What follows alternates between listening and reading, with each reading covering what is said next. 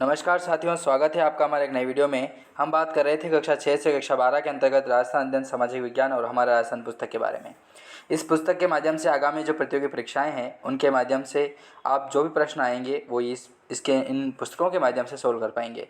तो जल्दी से इस सेशन को लाइक करें, सब्सक्राइब कीजिए और जल्दी से जल्दी अपने दोस्तों तक शेयर कीजिए, क्योंकि आपके लिए बहुत महत्वपूर्ण होने वाला है। इसका प्रमुख जो कारण देखा जाए तो वो ये है कि आप चाहे आरबीएससी और एनसीईआरटी की जो भी पुस्तकें हैं वो उठा के देख लीजिए, वहीं से ये प्रश्न पुटअप किए गए हैं। ठीक है, तो आपको सब्जेक्टिव वाइज पहले तो आपको कक्षा के वाइज हिसाब से बताया जाएगा, फिर उसके बाद अध्याय वाइज आपको सोल्व कराए जाएंगे ये महत्वपूर्ण प्रश्न।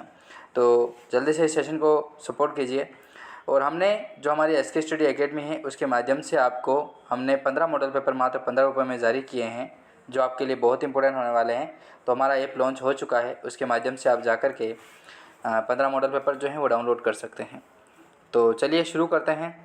आज हम बात करते हैं भूगोल के बारे में। तो हमने बात कर चुके थे। भाग 2 जो सामाजिक और राजनीतिक जीवन था, इसके बारे में बात चल रही थी, जिसके अंतर्गत अंतिम जो अध्याय था वो था राष्ट्रीय सुरक्षा से संबंधित। तो इसके बारे में हमने विशेष तरीके से बात की थी। आज हम बात करेंगे भाग 3 के बारे में, जिसमें हिस्ट्री अर्थात इतिहास का जो पोर्शन है भारत और राजस्थान के संदर्भ में, उसके बारे में हम बात करेंगे। इसी कड़ी में पहला महत्वपूर्ण प्रश्न आता है कि भारत का प्रथम वायसराय किसे नियुक्त किया गया था। तो वो लॉर्ड कैनिंग को जो है वो भारत का प्रथम वायसराय जो है वो नियुक्त किया गया था। ब्रिटिश काल में भारत कितने प्रांतों में विभक्त था। तो 11 प्रांत जो हैं उनमें ब्रिटिश काल में भारत जो है वो प्रांतों में विभक्त था, 11 प्रांतों में। किस कमीशन की रिपोर्ट पर ब्रिटिश सेना के पुनर्गठन में भारतीय सैनिकों का अनुपात घटाया गया था। तो वो घटाया गया था पिल कमीशन के द्वारा। भारत के नरम दल को संतुष्ट करने के उद्देश्य से ब्रिटिश संसद द्वारा कौन सा अधिनियम पारित किया गया था। तो वो पारित किया गया था इंडियन काउंसिल एक्ट 1861, भारतीय परिषद अधिनियम 1861।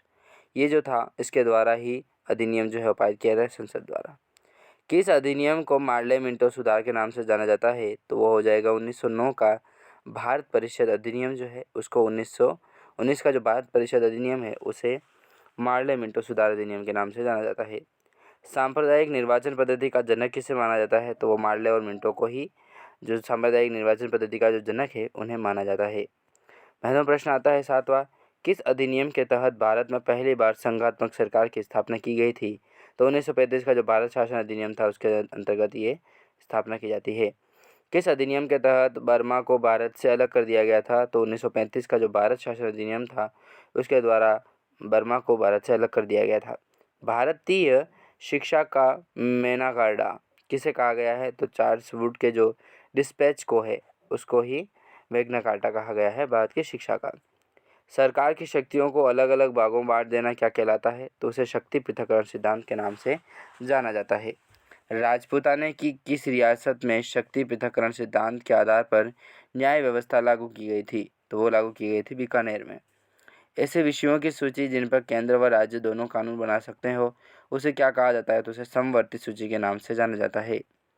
इसी कड़ी में हम बात करेंगे राष्ट्रीय आंदोलन के बारे में। इनसे बहुत ही महत्वपूर्ण प्रश्न बनने वाले हैं दोस्तों, तो आप इनका सपोर्ट बनाए रखिएगा, बहुत ही इम्पोर्टेंट प्रश्न बनेंगे।